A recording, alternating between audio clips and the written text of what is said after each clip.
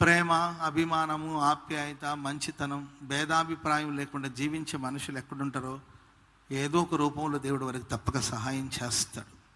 ఏంటండి, భేదాలు చేయడం, ఒకరినొకలాగా చూడడం, ఇంకొకలాగా చూడడం, పేదవాడిని చిన్న చూపు చూడడం, ఇవన్నీ కూడా మంచిది కాదండి. మనుషులు చూసినా చూడకపోయినా దేవుడు చూస్తున్నాడని, మనం ఏ స్థితిలో నుండి వచ్చామో, మనల్ని దేవుడు ఏ స్థితి నుండి లేవనెత్తాడో దాన్ని గుర్తుపెట్టుకోవాలి. కొంతమంది కొంచెం స్థితి వచ్చేసరికి మనం ఎక్కడి నుండి వచ్చామో దాన్ని మర్చిపోతాం.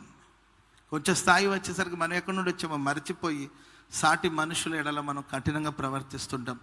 కాబట్టి మనం కూడా మన గతాన్ని, మన స్థితిని, ఏ బండలో నుండి దేవుడు మనల్ని చెక్కాడు, ఏ గుంటలో నుండి దేవుడు మనల్ని తవ్వాడు, ఎక్కడి నుండి మనల్ని తీసుకొచ్చాడు అనే విషయాన్ని మర్చిపోకుండా ఉంటే తప్పక మనం కూడా మంచి స్థాయికి వెళ్తాం. ఏదో ఒక దిక్కులో దేవుడు మనకు సహాయం చేస్తాడు. స్తోత్రం చెప్పండి అందరికీ గట్టి.